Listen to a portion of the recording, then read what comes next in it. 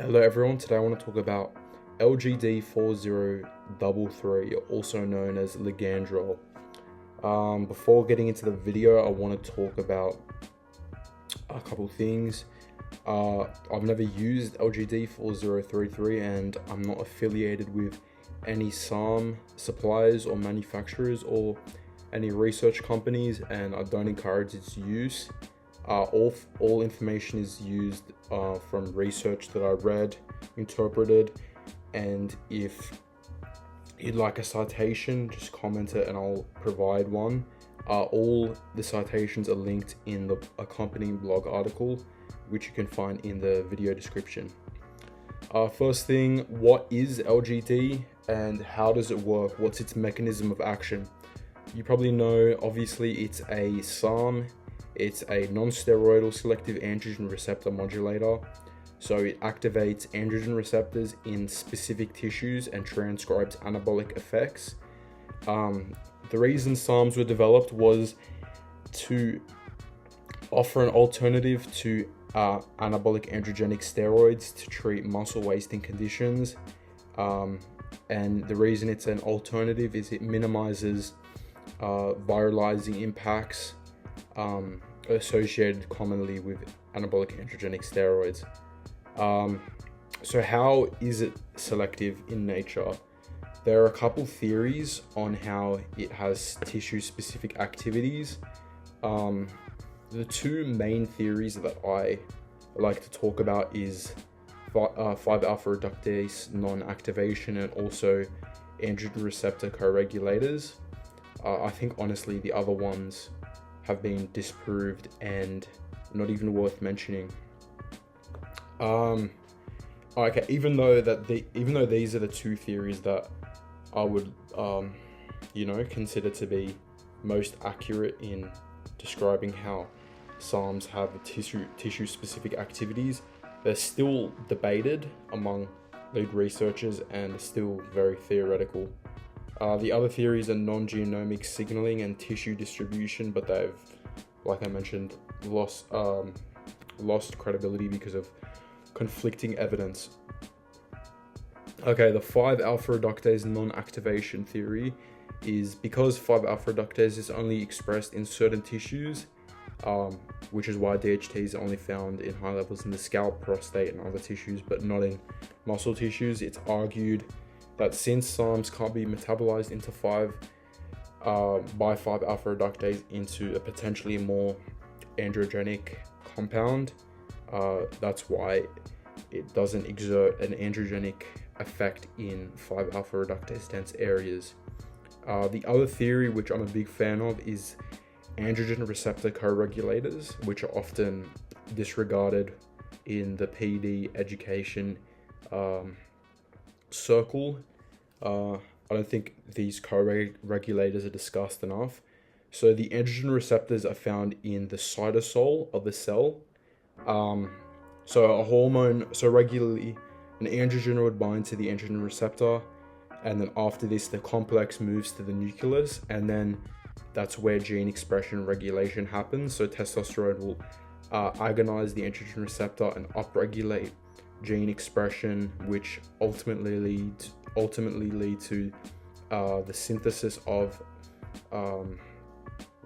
contractile proteins, which leads to muscle growth. Obviously, this is like the basics of how steroids work. On the flip side, there are also antagonists of the androgen receptor. There are different types of antagonists. Some can downregulate specific genes. So antagonists can also just simply by binding to the androgen receptor and stopping the androgens from binding to the androgen receptor, it exerts an effect because it doesn't allow androgens to exert an effect, if that makes sense. So SARMs are mixed agonist and antagonists, meaning they agonize androgen receptors in the bone and muscle, but are agonists in the prostate. The reason for this could be because of co-activators of the androgen receptor, which are in excess in prostate tissues, and co-repressors are in excess. So I'm just going to explain that one more time because I don't think it came out too clear. The reason they're agonists in muscle and bone tissue but antagonists in prostate tissue is because in the bone and muscle tissue, the co-activators of the androgen receptor are in excess, whereas in prostate tissue, co-repressors are in excess. So LGD-4033 has been shown to be a full and partial agonist, exerting agonistic or anabolic effects in the androgen receptors in muscle and bones, and partial agonistic effects in the prostate and sebaceous glands. So it's not an ideal SARM, but then again, none really are. It's partial agonistic activity in the prostate gland and the sebaceous glands is why it was highly developed, and it's still being developed, by the way, today, because for it to even pass into human development, it needs to show that it's selective in nature in its action, and by it being a partial agonist, it doesn't exert the same sort of agonistic effects it exerts in the desired tissues, which is in the muscle and bones. LGD is referred to as ligandrol in bodybuilding circles, and in studies it was referred to as VK5211. It's being developed by Viking Therapeutics, but used to be developed before it was sold by Ligand Pharmaceuticals. Alright, let's get into the desired effects of LGD-4033. In a phase 1 randomized placebo-controlled clinical trial titled The Safety, Pharmacokinetics and Effects of LGD-4033, a non-steroidal oral selective androgen receptor modulator in healthy young men, this study demonstrated its effects on muscle mass, which obviously are very beneficial. The study had 71 younger men aged 21 to 50, and the researchers found a dose-dependent increase in lean body mass with LGD-4033 administration, and an increase of 1.21 kilograms when dosed at 1 milligrams, which was obviously statistically significant compared to placebo. This is actually extremely significant. If you think about it, 1 milligram, think about how small, a gram of like salt or sugar is, and then 1 milligram compared to that small amount is obviously a tiny amount. For example, TRT is dosed at,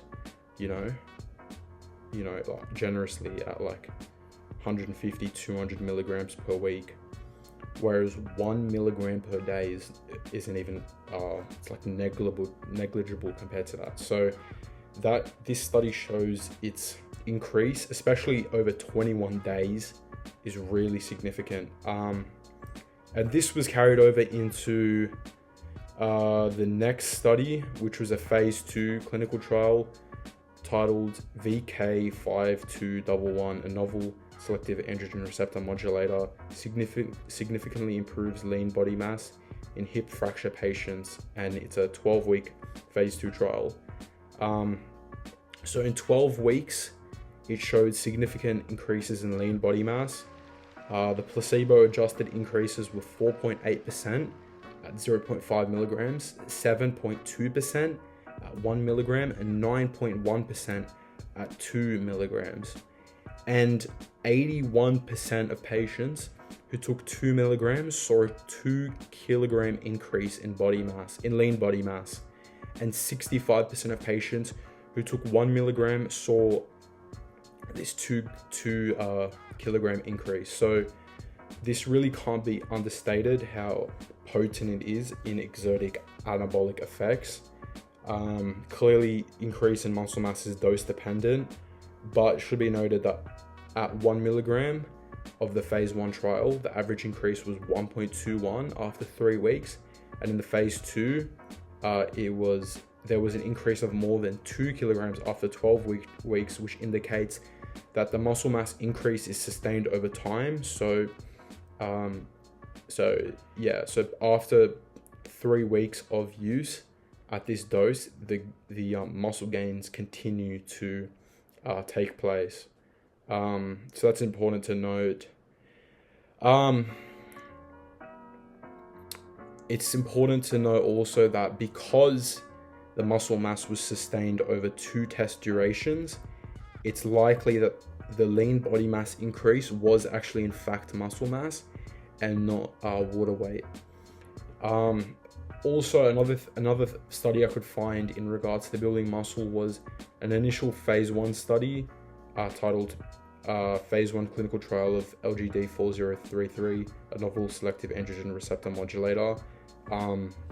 This is only available as a poster presentation from a Congress of Endocrinology in Japan back in, when was it? I think in the 2000s. So this is not like a publicly available study, but you can find the poster presentation. I'll probably put it on the screen, and it's also on my website if you want to read more about it. They didn't say any direct comment about muscle growth, but they indicated it had positive effects on muscle mass.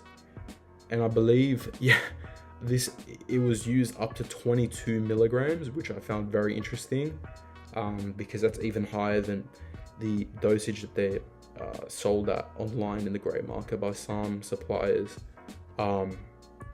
It's interesting that it was dosed up to 22 milligrams and showed no safety concerns, but they continued at really low doses like 0.5 milligrams, 1 milligram, and 2 milligrams. So that indicates to me that from all the research, the investigating researchers saw, they believe that the optimal dosage was, between 0.5 to 2 milligrams, weighing up anabolism and then compared to side effects. So that's why it doesn't really make sense to me why these SARM suppliers online dose at like 10 milligrams or higher. I've seen some people state that like because SARMs are shut down, your natural, well, they don't completely shut it down, but they have dose-dependent suppression on testosterone. Because they're suppressing testosterone, you should dose them higher, because obviously that test you don't have is anabolic in itself. So if you're going to suppress yourself, you may as well push it higher to get the most anabolism. But as I'll get into in its suppressive nature, it's not a full suppression, and these studies have shown that even at these low doses, they can still produce significant increases in muscle mass. So it's just a basic disagreement I have with the consensus on SARMs, especially for LGD, which I think is quite easily the most potent SARM. So my concluding thoughts on LGD-4033's effect on muscle growth is it's very potent, very, very potent, milligram for milligram. So as I compared it to TRT earlier, milligram for milligram, it's more potent at exerting anabolic effects. For example, you wouldn't get the same anabolism. I don't think at 2 milligrams of test you're going to get the same anabolism at 2 milligrams of LGD, because as I said before, 2 milligrams per day led to an increase of 2 kilograms of muscle mass in 81% of patients after 13 weeks. I think that's extremely significant. What's not as significant, in my opinion, is its effect on strength. Its phase 2 clinical trial mentioned, although there was an increase in muscle mass, there was no significant increase in something called the 6-meter walk test, which is a measure of functional performance. So In terms of strength, it doesn't seem to be very potent, and also in the first phase 1 clinical trial I mentioned, in among 71 young men, strength was shown to improve, but it was not a statistically significant extent. So strength improvements are mostly attributed to just the general increase in muscle mass. To be fair, there are a lot of anecdotes, and a lot of people swear by it being a potent strength builder. It might be the case, but it's just not present in the literature so far. To be fair though, one of the studies did mention that the functional test isn't powered for significance. I'll put that up on the screen now. Its effect on bone density, an old press release from Viking Pharmaceuticals said it led to statistically significant improvements in this bone density biomarker named SP1NP by 12 weeks. So it's shown to have positive effects on anabolic bone turnover. Reduced effect on acne. According to an article titled Deciphering the Selective Androgen Receptor Modulators Paradigm, Ligand Pharmaceuticals had a statement claiming preclinical data showed a reduced strength of sebaceous glands. However, the website retracted this, and well, it wasn't retracted. I don't think the link is available anymore, so I can't confirm from my research if this is actually the case. However, I don't think this article is lying, and obviously Sarms are selective. Okay, well, not as they're made out to be, but they do have selective activity, so they're not going to have as potent as an effect on acne. And even so, this company claimed it reduced the strength and potency of sebaceous glands. Something really interesting actually I want to mention is there was a SARM developed named TFM4AS1, which was also shown to have reduced effects on acne. And this SARM is really interesting as it's classified as both a SARM and a 5-alpha reductase inhibitor. So it acts as both a SARM and like finasteride or dutasteride. So I thought that was really interesting. I don't know much about it. I might do a deep dive into it later, but yeah, I just thought it was interesting to mention on the topic of acne. Okay, lack of androgenicity. This is listed as a benefit. And I just want to talk about its lack of androgenicity because there's a lot of misconceptions about it. Yeah, all SARMs don't lack androgenicity, but relative, obviously, to anabolic steroids, milligram for milligram, they have less androgenicity due to tissue-specific actions. Unfortunately, in my opinion, they're overdosed when sold by SARM suppliers, so you're obviously going to notice androgenicity, but its entire promise was when it's dosed at these really low clinical doses, it exerts an anabolic effect, and at the doses research believed, and it was shown to have limited androgenicity. One measure of androgenicity is PSA levels. PSA is a molecule produced in the prostate gland and is directly regulated by androgens. So elevated levels are a biomarker of negative health outcomes. In the phase 1 trial on 76 men, the PSA levels during LGD administration did not statistically significantly change. So this indicates that it has a relative lack of androgenicity. If you dosed, anabolic steroids, you're definitely going to see elevated PSA levels. Okay, side effects. Suppression of testosterone. All SARMs and agonists of the androgen receptor will suppress the HPTA axis, or hypothalamus pituitary testis axis. They will suppress LH and FSH, the gonadotropes from the pituitary, so that will obviously reduce the amount of natural testosterone your body produces. LGD is no exception, and dose-dependent effects on testosterone were seen in clinical trials.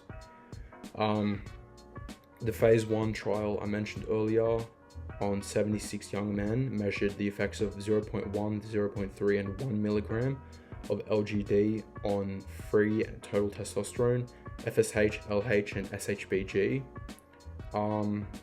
There was a dose-dependent suppression among all of them, except 1 milligram was the only one to show a significant suppression of free test. Correlates with FSH, but LH didn't display a dose-dependent suppression and did not reveal any meaningful changes. So yeah, although the free testosterone levels were suppressed at 1 milligram, its clear suppression is dose-dependent, and when taken at 10 milligrams, which is like a common dosage from some suppliers, it's likely to be comparable to that of anabolic. Okay, it's not going to be comparable, obviously. Well, to be fair, they're taking at lower dosages, but milligram for milligram, they're less suppressive, only slightly though. Okay, you shouldn't, well, first of all, you shouldn't take them, but if you're taking them, it shouldn't be because you think they have less suppressive qualities. Like that, it's not really how it plays out. It's difficult to explain. Anyways, I'll just get on with it. If you're curious on me deep diving into the, relative suppression, I can, but I'm gonna move on. After day 21, which was 3 weeks of treatment, they ceased administration, and baseline levels returned by day 56. So about how many days is that? About a month after ceasing, you're gonna get you're not guaranteed to, certainly not on anabolics, but you're gonna get returns to baseline after ceasing in about a month. That depends on duration, usage, and some other factors.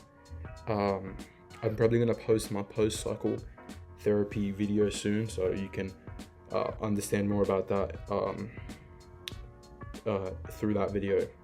Effect on liver health. So this is actually a really important one, because I see a lot of anecdotes that LGD is extremely liver toxic. I don't think this is the case though. The phase 1 clinical trial, which was so the first phase 1 clinical trial, LGD was dosed up to 22 milligrams, which is 11 times what it was used in the phase 2 trial. And another one of the phase 1 trials mentioned that there was no statistically significant change in aspartate aminotransferase and alanine aminotransferase, or AST and ALT, which are liver biomarkers of basically your liver function. And if they're elevated, that means you have negative liver function at that particular time. And yeah, LGD did not. The main piece of evidence that LGD harms your liver comes from 2 case reports. First is titled LGD-induced liver injury, looks at a 32-year-old man who claimed to have taken LGD-4033 and also LGD-4033 in a case of drug-induced liver injury, exploring the clinical implications of off-label SARM use in healthy adults. This examined a 52-year-old man who also claimed to have liver injury after taking LGD-4033. The biggest problem with this is SARMs are not a regulated medication. There's no overseeing body. They're sold, well, not yet obviously, but at the time these case reports came out, and also this video coming out, they're not approved for any usages yet, so there's no regulation of quality. The only the only thing, like the only way of regulating the quality is through third-party testing, which some suppliers claim to have.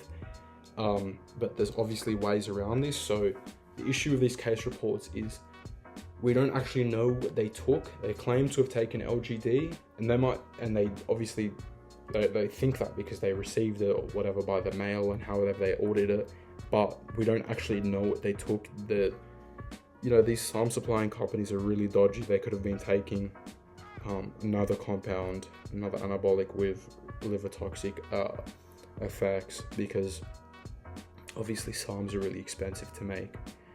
Okay, let's look at the lipids.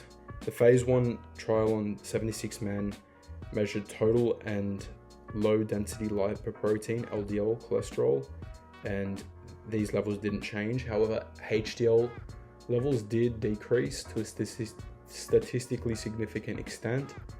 Although there's some nuance, higher HDL levels are generally considered better for cardiovascular health, so there's a slight negative effect on the cardiovascular system.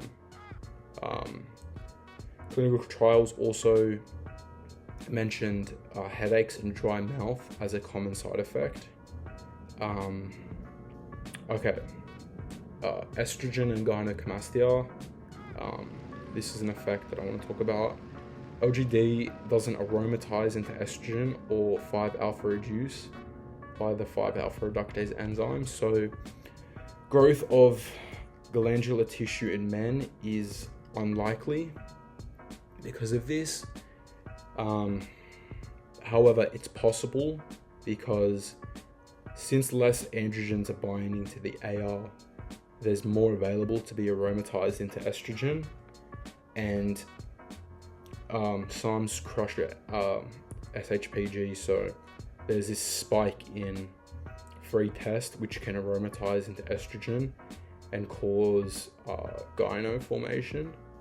However, if you don't get this within the first 1-2 weeks, it's not going to happen because your test is going to be suppressed. It's just the initial spike that can cause the gyno. This is commonly reported in anecdotes. However, this isn't due to LGD itself because it has no affinity for progesterone receptors.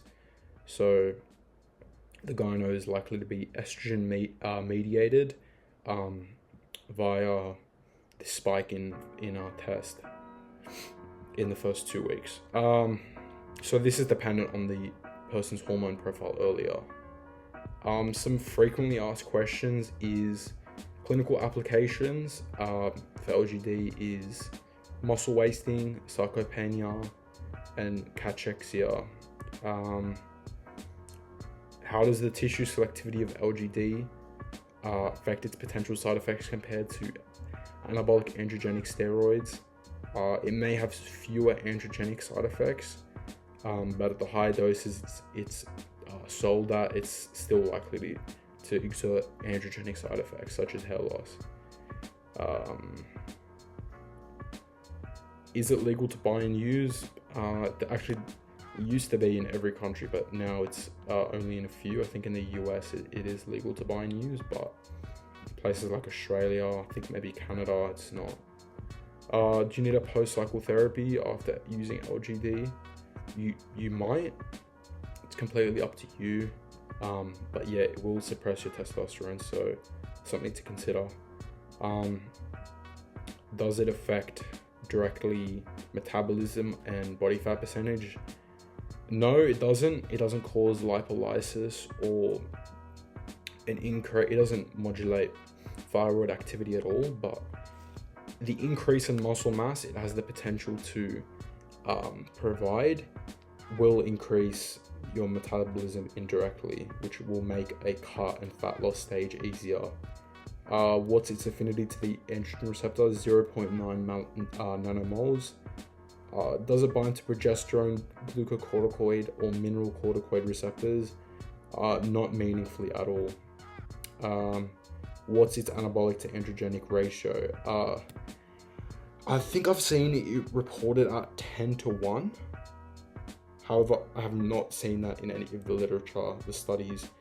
There's probably the fact that it was reported as that, like secondhand, tells me that someone dug into the preclinical data and that's where it was found, but I have not seen that number in any of the studies that I've looked at. Alright, anyways, that's all that I'm going to talk about today for LGD. I think I went pretty in depth, especially in regards to its muscle building potential and its testosterone suppression and how it works exactly. And I hope it was informative and it helped you. Take care, enjoy. If you want to book a consultation, check out my website, intelligentpersonaltraining.com. Stay safe and see you later.